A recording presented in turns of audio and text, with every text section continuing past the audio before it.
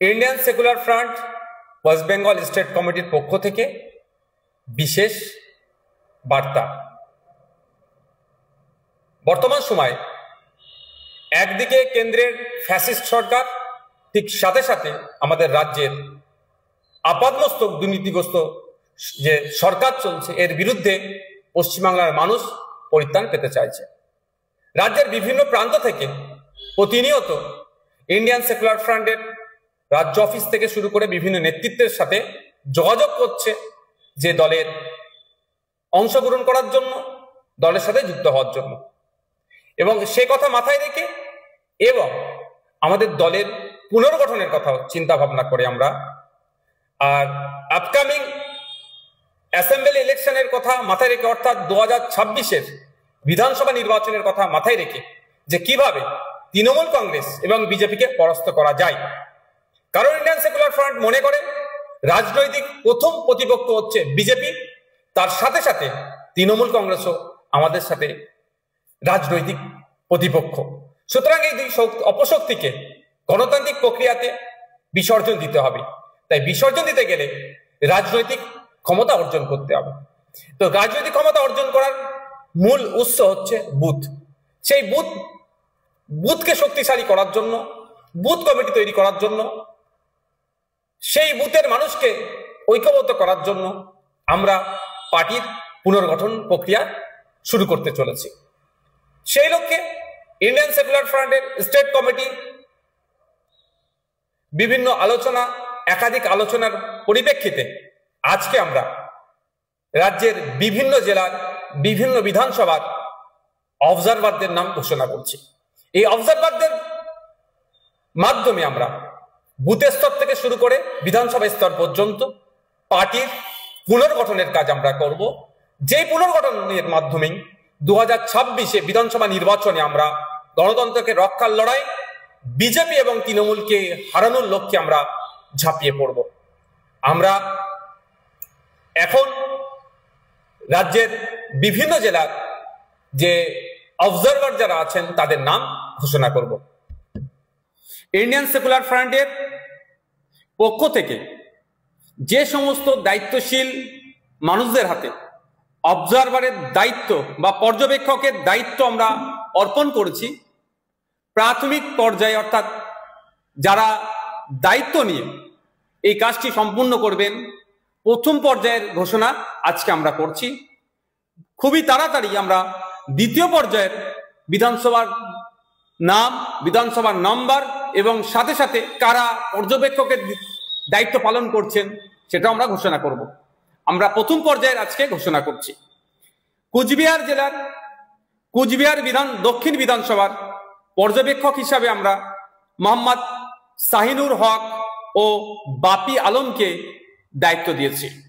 আলিপুরদুয়ার জেলার কালচিনি বিধানসভাতে আমরা রাকেশ তামাং, ফারিজুল ইসলাম দায়িত্ব দিয়েছি। জলপাইগুড়ি জেলাতে নাগরাকাটা বিধানসভার রাজচিক বড়াইককে আমরা দায়িত্ব তুলে দিচ্ছি। উত্তর দিনাজপুর জেলার করণদিঘি বিধানসভার অধ্যাপক বাপি সরেন ও আবু বক্কর সিদ্দিককে এই দায়িত্ব আমরা অর্পণ করছি। ইটাহার বিধানসভায় আনোয়ার হোসেন সাহেব এই দায়িত্ব পাচ্ছেন। মালদা জেলাতে চাঁচল বিধানসভায় মোহাম্মদ কামরুল হোসেন মুকুল, যার ডাক নাম, তার হাতে আমরা দায়িত্ব তুলে দিচ্ছি। মোথাবাড়ি বিধানসভার মোহাম্মদ আলী কালিমুল্লাহ সাহেব, সুজাপুর বিধানসভায় মোহাম্মদ কালিমুল্লাহ হক সাহেব। মুর্শিদাবাদ জেলায় যে সমস্ত বিধানসভার আমরা অবজারভার দিচ্ছি, ফারাক্কা বিধানসভায় আজমিরুল শেখ, সাগরদী বিধানসভায় সাইফুদ্দিন মন্ডল ও আব্দুর রাকিব, ভগবানগোলা বিধানসভায় হাবিব শেখ, রানীনগর বিধানসভায় আইনজীবী অলিউল ইসলাম সাহেব, মুর্শিদাবাদ বিধানসভায় রিন্টু শেখ, আজাদ শেখ, রেজিনগর বিধানসভায় গোলাম মোস্তফা, হরিয়ারপাড়া বিধানসভায় সনৎ কুমার শর্মা, রাশেদুল মন্ডল, দমকল বিধানসভায় সিদ্দিক শেখ, জলঙ্গি বিধানসভায় কারিউল ইসলাম, গোলাম রহমান বিশ্বাস, এরপরে আমরা নদিয়া জেলায় আসছি। নদিয়া জেলার যে সমস্ত বিধানসভায় আমরা প্রথম পর্যায়ের অবজারভার নিয়োগ করছি তাদের নামগুলি হলো করিমপুর বিধানসভায় অমিত চক্রবর্তী, যাকে পাপ্পু নামে পরিচিত যিনি। পলাশীপাড়া বিধানসভায় মহিবুল মণ্ডল। চাপড়া বিধানসভায় ফরজ আলী মোল্লা, রমজান আলী মণ্ডল। হরিণঘাটা বিধানসভায় শফিকুল মণ্ডল। এরপরে আমরা আসছি উত্তর 24 পরগনা জেলার বাগদা বিধানসভায় বাকিবিল্লা মণ্ডল। বনগাঁ উত্তর বিধানসভায় রানা মুখার্জি। বাদুরিয়া বিধানসভায় মোহাম্মদ কুতুবুদ্দিন ফাতেহি। হাবড়া বিধানসভায় সাবির আলী মণ্ডল। অশোকনগর বিধানসভায় তাপস ব্যানার্জি। আমডাঙ্গা বিধানসভায় বিশ্বজিৎ মাইতি। মধ্যমগ্রাম বিধানসভায় আইনজীবী মোহাম্মদ জামির হোসেন। দেগঙ্গা বিধানসভায় শামসুর আলী মল্লিক। হাড়োয়া বিধানসভায় আইনজীবী পিয়ারুল ইসলাম সাহেব। সন্দেশখালী বিধানসভায় আইনজীবী পৃথিরাজ বিশ্বাস ও মফিজুল মোল্লা সাহেব। বসিরহাট উত্তর বিধানসভায় মোহাম্মদ মুসা কালিমুল্লাহ। দক্ষিণ 24 পরগনা জেলায় প্রথম পর্যায়ে যে সমস্ত বিধানসভার অবজারভার পশ্চিমবঙ্গ রাজ্য কমিটি এবং কেন্দ্রীয় কমিটি নিযুক্ত করেছেন তার নামগুলো আমি ঘোষণা করছি। গোসাবা বিধানসভার ক্ষেত্রে প্রশান্ত নায়েক। কুলতলি বিধানসভার ক্ষেত্রে শহীদুল ইসলাম মোল্লা। পাথর প্রতিমা আব্দুল গফফার মোল্লা। কুলপি আব্দুল মালেক মোল্লা। রায়দিঘি আব্দুল মালেক মোল্লা। মন্দির বাজার আমি মোহাম্মদ নওসাদ সিদ্দিকী। জয়নগর অনির্বাণ তলাপাত্র। বারাইপুর পূর্ব জয়দীপ গায়েন। ক্যানিং পশ্চিম গাজী শাহাবুদ্দিন সিরাজি ও মোহাম্মদ মোর্তজা খান। ক্যানিং পূর্ব গাজী শাহাবুদ্দিন সিরাজি। মগরাহাট পূর্ব কংসারী মণ্ডল। ডায়মন্ড হারবার আইনজীবী মোহাম্মদ শাহাদাত শাহ। সোনারপুর দক্ষিণ অনির্বাণ তলাপাত্র। ভাঙর আমি মোহাম্মদ নওসাদ সিদ্দিকী। হাওড়া জেলার যে সমস্ত বিধানসভায় এবং যাদেরকে প্রথম পর্যায়ে অবজারভার হিসাবে নিয়োগ করছি তাদের নাম এবং বিধানসভার নামও আমি উল্লেখ করছি। হাওড়া মধ্য বিধানসভায় নাসির খান। হাওড়া দক্ষিণ আইনজীবী শাহজাদা পারভেজ ও শেখ আব্দুল রাকিব। সাঁকরাইল শেখ নাজিম। পাঁচলা মুজিবুর রহমান।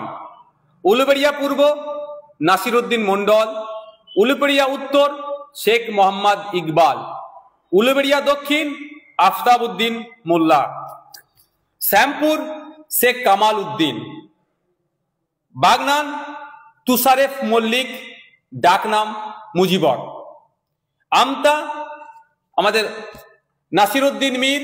জগৎবল্লভপুর নাসিরউদ্দিন মীর। ডোমজুর আইনজীবী শেখ সাবির আহমেদ। হুগলি জেলার ক্ষেত্রে যে সমস্ত অবজারভার আমরা এবং যে সমস্ত বিধানসভায় আমরা নিয়োগ দিচ্ছি তার সেগুলি হলো চণ্ডীতলা শাহরিয়ার মল্লিক। ধনেখালি জিয়াউর রহমান মণ্ডল মিঠু। তারকেশ্বর বাবু মিদ্দা। পুরসুরা সিরাজুল ইসলাম মিদ্দা। খানাকুল সাদ্দাম হোসেন। এছাড়াও পূর্ব মেদিনীপুরে যে সমস্ত বিধানসভার ক্ষেত্রে আমরা নিয়োগ দিচ্ছি অবজারভার, পাঁশকুড়া পশ্চিম শেখ আকবর আলী, তার সাথে শেখ শামসুর আলম। ময়না বিধানসভায় আমিনুল ইসলাম। নন্দকুমার বিধানসভায় শেখ সিরাজ আলী। হলদিয়া বিধানসভায় শেখ আতিয়ার রহমান ও নাসির আলী। নন্দীগ্রাম বিধানসভায় মৌলানা সবে মিরাজ খান ও কালু মল্লিক। ঝাড়গ্রাম বিধানসভার ক্ষেত্রে আমরা ঝাড়গ্রাম বিধানসভাতে সুভাষ হেমব্রম ও বিনপুর বিধানসভায় অধ্যাপক বাপি সরেন। পশ্চিম মেদিনীপুর চন্দ্রকোনাতে লক্ষ্মীকান্ত হাঁসদা। গড়বেতা বিধানসভায় রমজান আলী খান ও মোহন টুডু। শালবনী বিধানসভাতে লক্ষ্মীকান্ত হাসদা।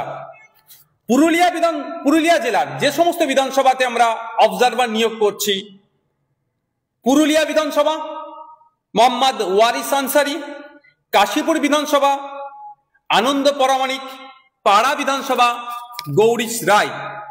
বাঁকুড়া জেলার আমরা এই প্রথম পর্যায়ে দুটি বিধানসভায় অবজারভার নিয়োগ করছি।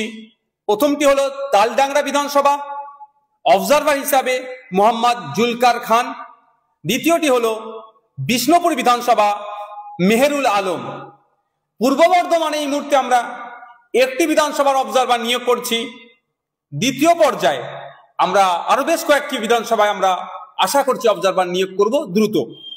পূর্বস্থলী উত্তর মৌলানা জাকির গায়েন সাহেব। বীরভূম জেলার যে সমস্ত বিধানসভাগুলি আছে, প্রথম পর্যায়ে আমরা দুটি বিধানসভায় অবজারভার নিয়োগ করছি। প্রথমটি দুবরাজপুর বিধানসভায় মনিসুর রহমান খান, যিনি অবজারভারের দায়িত্ব পালন করবেন। দ্বিতীয়টি মুরারই বিধানসভা, হজরত আলী নামে যিনি আছেন তিনি অবজারভারের দায়িত্ব গ্রহণ করবেন। আমরা এই সমস্ত দায়িত্বশীল ব্যক্তিদের হাতে প্রথম পর্যায়ের যে বিধানসভা এবং বিধানসভার যারা দায়িত্ব নেবেন তাদের নাম ঘোষণা করেছি। অনেকে অনেক জায়গা থেকে আমাদের সাথে যোগাযোগ করছেন। যারা কর্মী আছে তাদের সমস্যাটা হবে না, যারা নতুন যোগাযোগ করছেন তাদের ক্ষেত্রে বলবো, তাদের উদ্দেশ্যে বলবো যে ইন্ডিয়ান সেকুলার ফ্রন্টের সোশ্যাল মিডিয়াতে যে সমস্ত অফিসিয়াল পেজগুলি আছে আপনারা নিয়মিত সেখানে ফলো করবেন। ওই পেজগুলিতে আমাদের পার্টির পক্ষ থেকে যে অবজারভার আমরা নিয়োগ করেছি তাদের ডিটেলস, তাদের কন্ট্যাক্ট নাম্বার, যোগাযোগ নাম্বার আমরা ওখানে আপলোড করে দেব। আপনারা যারা নতুন রাজ্য অফিসে যোগাযোগ না করে অবজারভারদের সাথেও আপনারা যোগাযোগ করতে পারেন। আপনারা যারা পার্টির সাথে যুক্ত হতে পারেন, ওই অবজারভারের নাম্বার বা তার পরিচিতি আমরা আমাদের পার্টির ভেরিফাইড পেজগুলিতে আপলোড করব। ইন্ডিয়ান সেকুলার ফ্রন্ট ওয়েস্ট বেঙ্গল স্টেট কমিটি 26শে জুলাই রাজ্যের বিভিন্ন বিধানসভার অবজারভার ঘোষণা করলেন প্রথম পর্যায়ে। দ্বিতীয় পর্যায়ে আমরা খুবই শীঘ্রই বাকি কোন কোন সিটে অবজারভার আমাদের দেওয়া হচ্ছে সেটাও আমরা ঘোষণা করব। তবে আমরা 2026-এর বিধানসভা নির্বাচনকে পাখির চোখ করে আজকে আমরা 26 তারিখে এটার প্রথম ঘোষণা দিলাম। আমাদের লক্ষ্য উদ্দেশ্য 2021 সালে পার্টির পিরজাদা আব্বাস সিদ্দিকীর হাত ধরে সূচনা হলে সেই সময় মানুষের কাছে সেই ব্যাপকভাবে আমরা পৌঁছাতে পারিনি।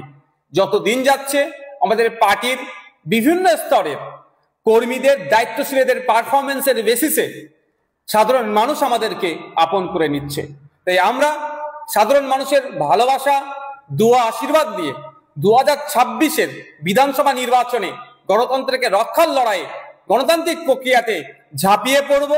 সাধারণ মানুষের দোয়া, আশীর্বাদ তথা ভোট নিয়ে আমরা ডবল ডিজিটে যাতে পৌঁছাতে পারি তার সর্বোচ্চ চেষ্টা করব।